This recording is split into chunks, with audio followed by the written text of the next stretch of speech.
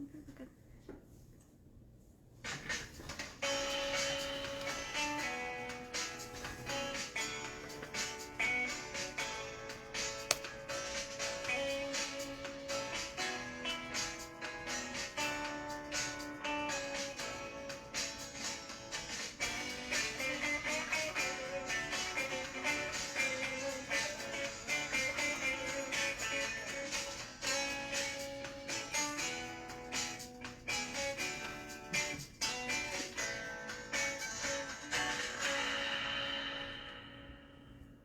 Good afternoon, Reynoldsburg. How's everybody doing on this very cold, chilly day out there? Apparently, this is the coldest day in the last 2 years in central Ohio.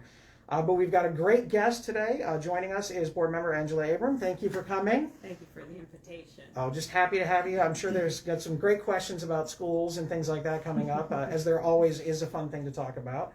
I just wanted to go over a few things. A big shout out to our snowplow drivers. They did a fabulous job. We didn't get as much snow, but what we did get was a lot of ice, and they were able to clear things out, make sure the roads were drivable. A couple things for some of the residents out there you might want to be aware of. One, if you're parking on the street and you know we're getting a lot of snow, if you can park in your driveway or garage, please try and find a way to do so that way we can get that snow out of there as best as we can. The other thing, and it's not much you can do about it now, but actually as we get a little bit warmer out there, there's some height requirements as far as the trees that are on the roadside.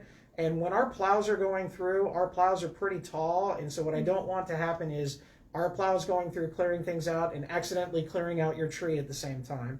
So you might want to take a kind of a look at those as we go through. But again, great job to our snow warriors out there. They did a great job out there, so we appreciate that. Now with that, let's go ahead and have some fun talking about what's going on in the school district. So obviously you came on after I left the office, and then you, like a lot of us, were thrown into the mix of COVID and how everything happened with that. But first for you, what's brought you joy during this time of COVID? What's kind of kept you going? I enjoy exercising, so any physical activity brings me a lot of joy. So I walk, I lift weights, I dance. So I just do a lot of physical activity. I enjoy quiet time as well, just some time for self-reflection. And I enjoy spending time with my family. Okay. That's about it, and there's been plenty of time for that. I enjoy the walking and the exercising when I'm forced to, so that's always good too, so we have that in common. It's definitely been a different year. So you came in, and now all of a sudden you're dealing with COVID and how everybody's reacting. So what do you think, how do you think the teachers and the students of Reynoldsburg have kind of handled everything through this entire ordeal? I think the entire community has handled it really well. I think the teachers were asked to do some amazing, almost seemingly impossible tasks, and then they did it, and they did it with grace and poise. I think our students have been extremely resilient, and I think that they have collaborated with their families and with the schools to create the best atmosphere that they can for themselves. So I think they've done a great job overall. We've learned a lot this year. Next year will not look like this at all. We've brought in our services in terms of the remote learning services. So next year there may be more options for some of our more vulnerable children. So it's been a good learning year because of this pandemic. I think sometimes the adversity creates some ingenuity on the part of the district, and Reynoldsburg has always had a good reputation of being innovative. Mm-hmm. The joke was flying the plane while you're building it. Mm-hmm. This is a little bit different than what it had been in the past, just because this was not something anybody expected. Nobody woke up and thought, hey, how are we going to teach if we have to do it remotely and we can't do it with this many kids in the class and stuff like that. Now, I know last night you had a board meeting. Yes, we did. And one of the topics that came up was about state testing. Yes. Can you tell us a little bit about what happened, and then I can go off on a rant about state testing? Surely. There's been a proposal for House Bill 67, and this bill is seeking to waive state end of the year course testing. It impacts grades K through 8 and some of the high school English language arts and some of the math and science classes. I think the purpose of the testing is to collect data, but I'm not sure how reliable the data will be with regards to the testing. I think also from the emotional, social standpoint, we've put the kids through enough.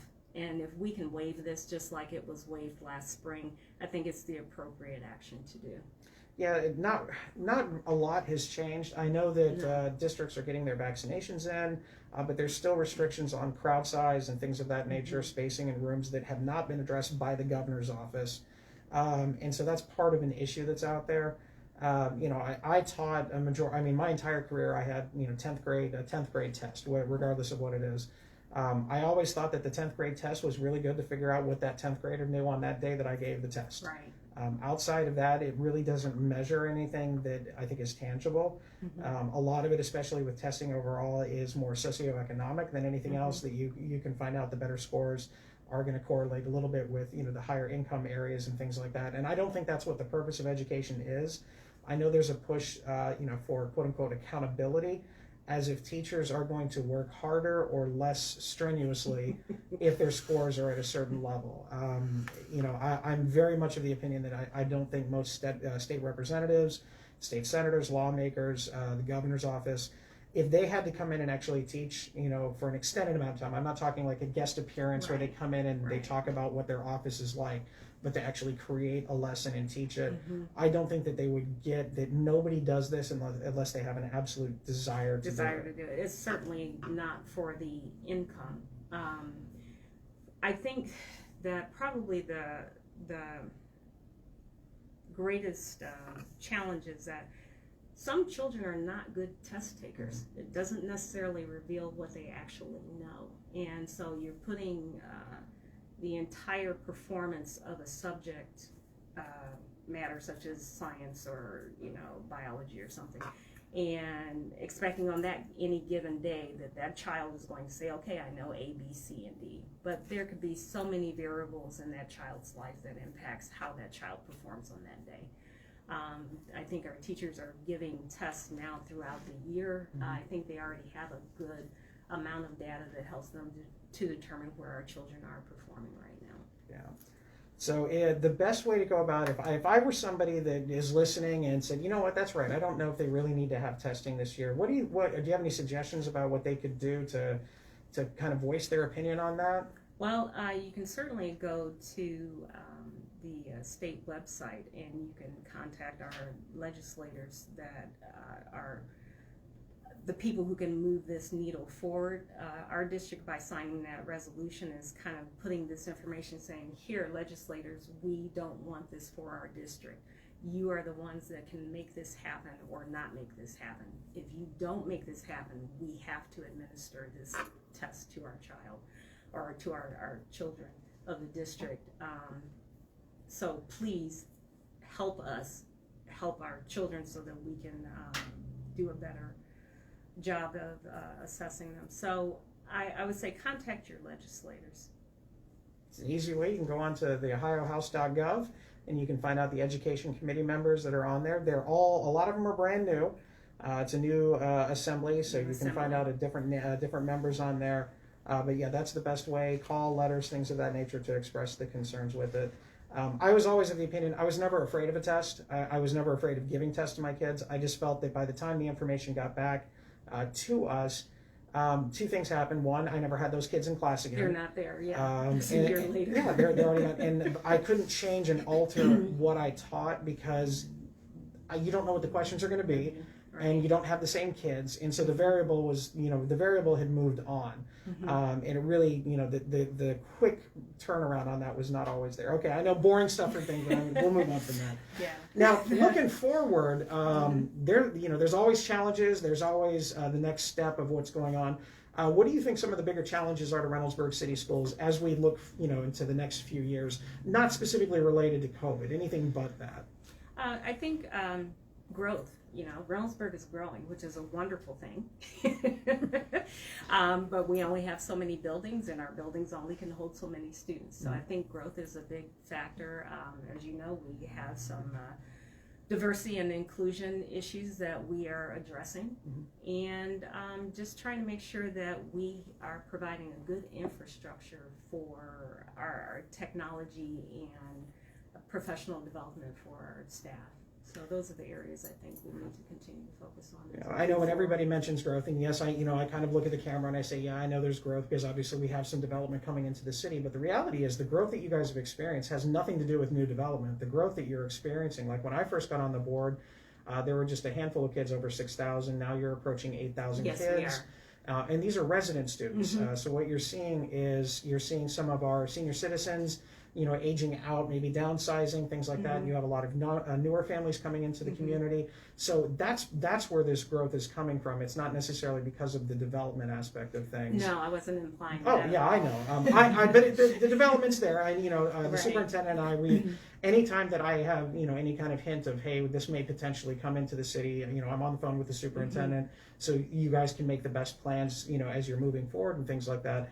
But when you have such a great school district, and you have so many different opportunities that are at the elementary, middle, and high school level, people are going to want to move here, and people are going to look at that. We are the second hottest real estate market in the city, and so you're going to add that to it as well. And so, yeah, it's going to be the case.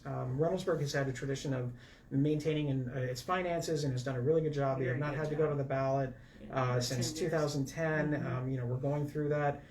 I know that there's always things that we talked about when I was on the board about what potentially could look, the future would look like, and it's always about moving forward into those next steps. So yeah, I moved here in '99, and at that time I had 2 children. I'm a mom of 4, and at that time we chose Reynoldsburg over some of the other suburbs because of the excellence in the schools. And my sons, they moved to a different school when the district became really crowded. And then my son had to go to college, and we said, hey, let's look at the schools again. And I came back, and I just could not believe the amazing growth and improvement that had taken place. So my youngest 2 graduated from Reynoldsburg, and they are studying at college under the pathways that they studied in high school. So I've got one child who's a hospitality major, and she was at Encore, and then I have another college student who is a marketing major, so she was over at Bell. So it really, those pathways really do help children select, the studies they want to take in college. So I'm thrilled with Reynoldsburg, and I'm not saying that because I'm a board you have member. to, yeah. No, I'm saying it because I'm a citizen of this community, and it's a phenomenal school. I think a lot of times people don't realize, and this is speaking as an old teacher, that one of the biggest complaints that I would always get from students is, when am I ever going to use this in school? And granted, there's going to be certain things that you're going to get taught in your math classes or your science classes, history classes, that maybe in essence you're not necessarily going to use every day for the rest of your life. But the one thing that they do allow for is that they allow those pathways for kids that have an interest in a particular something. That's maybe what drives them to it. For some kids it's band, for some kids it's choir, for some kids it's the ability to do something with robotics at STEM or HS squared in their bodies program. And Exactly. there's always something that's in there that kind of pulls them into it. And the fact that the district is able to continuously revamp, revise, and update to what the needs of the kids are, that's a huge thing that happens. It's not easy either. No, it's not, and there's no one way to educate a child. My 4 children have very, very diverse learning styles, and the thing that I can really appreciate about Reynoldsburg is they're not asked to change who they are as children. The teachers adapt to how the children learn, and that is I think probably an undervalued and unrecognized skill that a lot of our teachers perform and commit to on a daily basis. I usually refer to it as magic. Yeah. That Ren magic. Yeah, just a little bit. So, well, those are the questions that I have. Do we have any questions from the audience out there? Not at this time. Okay.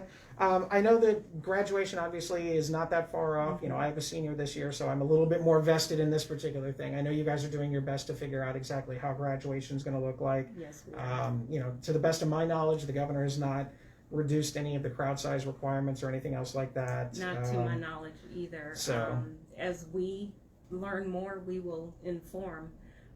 So, you know, we have to get our guidelines from the state, and then they pass that down to our public health departments. So we can't do anything without their guidance. So as soon as they lift anything or change the format, then we will, you know, adjust accordingly.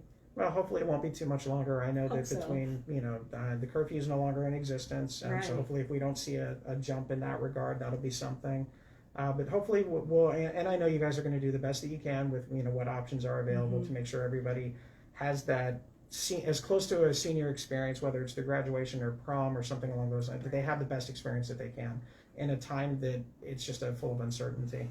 Right. I mean, we certainly want our students to have the best experience, seniors particularly, but all of the students.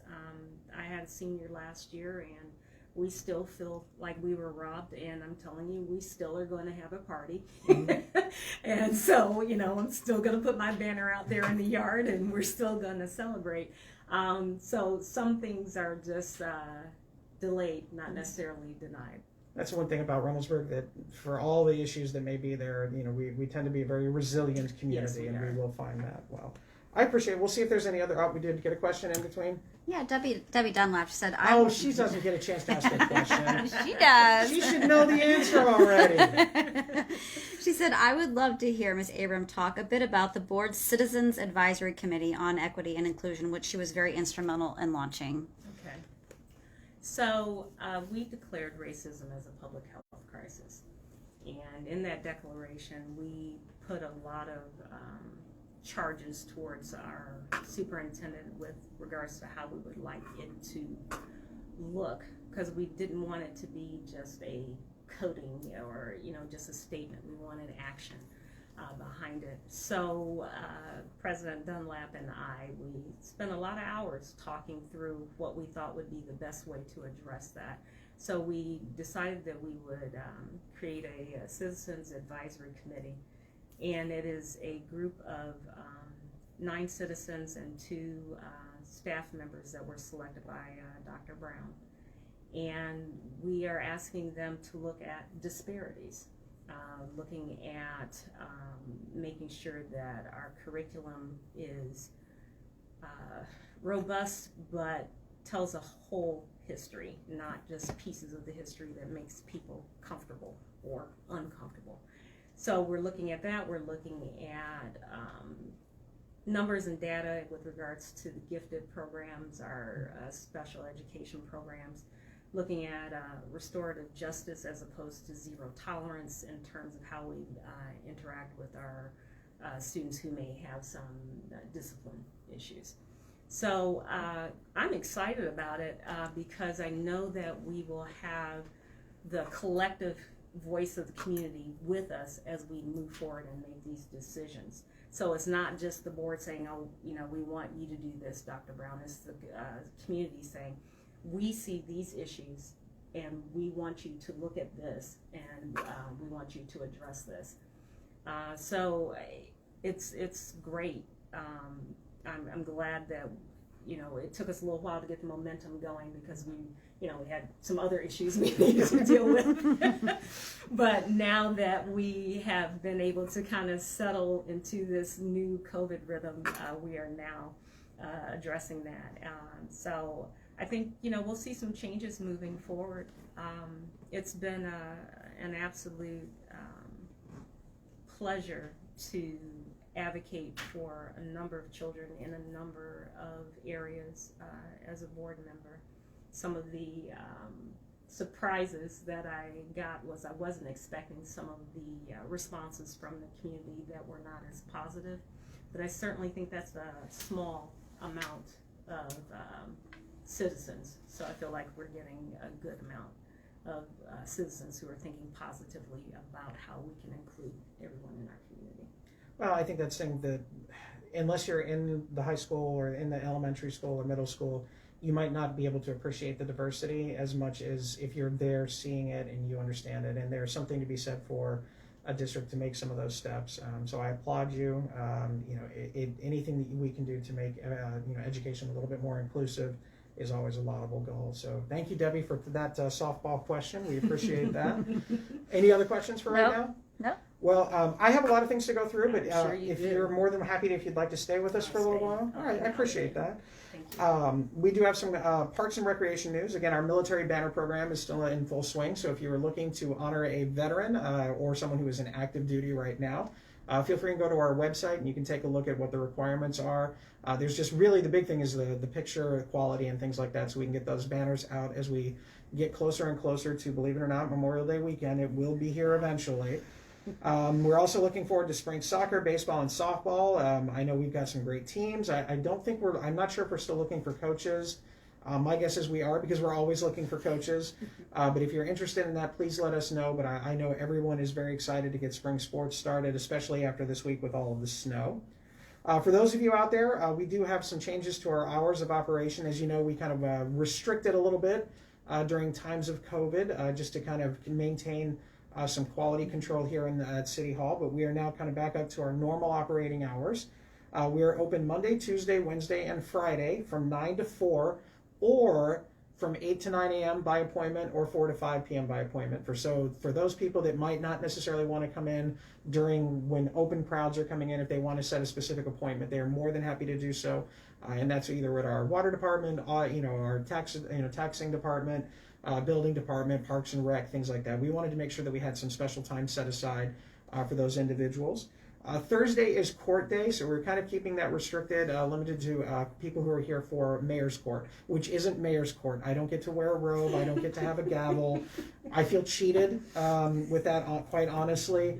But apparently I have to have some sort of law degree or something like that. So. But again, Thursdays we are closed to the public. But again, if you have questions or comments, feel free and give us a call if you need to set up an appointment. We do have some fun news to talk about. Tomato Festival this year, we're still on track. We did announce our musical guest on Friday. It is going to be Survivor, and we are thrilled with that. It's going to be a great show. Obviously, Eye of the Tiger, as well as a number of other songs that are in there. For those of you that follow The Karate Kid, The Moment of Truth, so we're going back to a little bit of nostalgia, little things like that. Good workout songs. Oh yeah, it's always good. I mean, how do you not get pumped up when you hear it? I mean, you do. We will be announcing our Saturday act this Saturday at 12 o'clock on Facebook, so please stay tuned. I love drawing things out as much as possible, so kind of keep an eye out for that. I am very happy with it. I think the community is going to love it. It's going to be a great act to be here, so that's all I'm going to say about that. If you want to get more involved in the Tomato Festival, if you want to join on some of our committees, maybe make some suggestions, we do have our committee meeting on March 2nd at 7 p.m.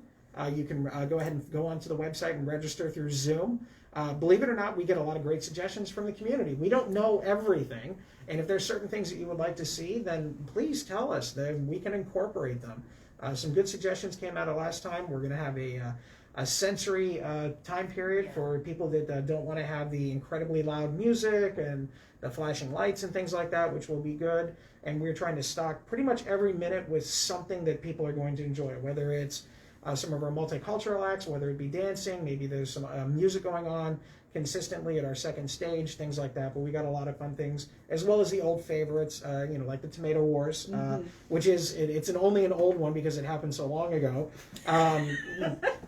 Feels like forever, but we'll get there. It does. But we're going to have that as well. So if you're interested in that, again, take a look at our Facebook page or message us, and we'll make sure to get you the information so you can be a part of that committee and just talk and help out the community with it. We do have our Code Enforcement Town Hall on March 11th at 7 p.m. This is not the most exciting thing, but it's something that's very important. It's going to be kind of like, what does code enforcement actually do?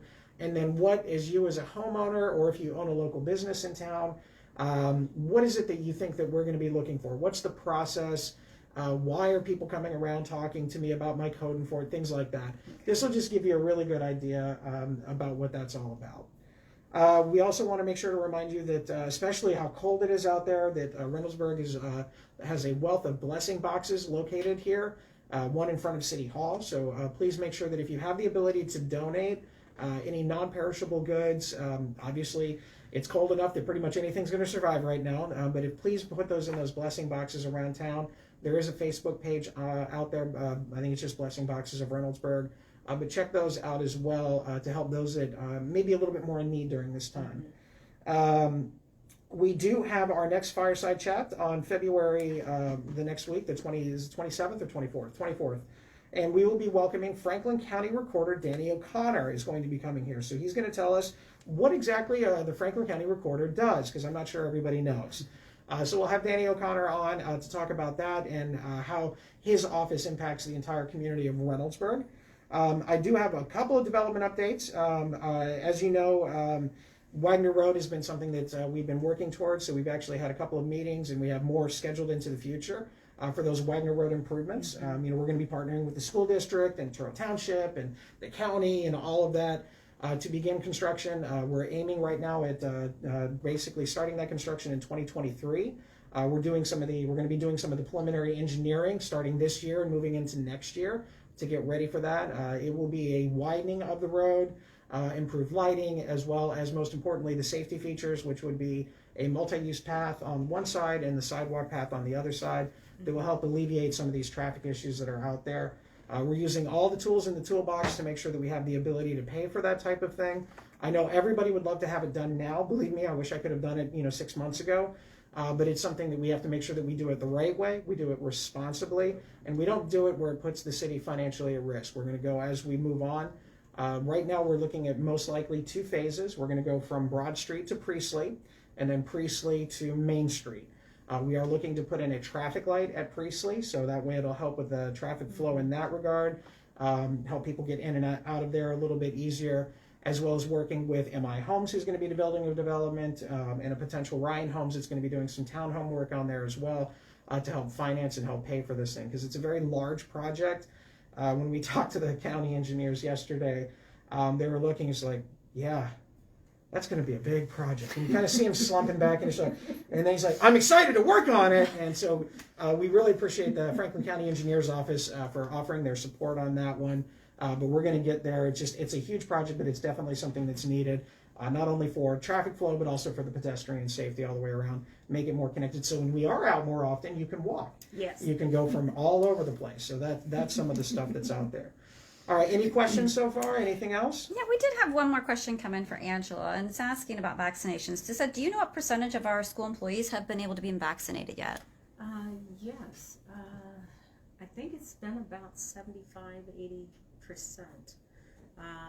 I know that there were approximately 13 who wanted to get vaccinated but were unable, and then we're working with we're working with all the groups to help that happen. Yeah, I think it is actually with Children's Hospital that we're working on getting it. So we have a large number of staff that elected to get vaccinated.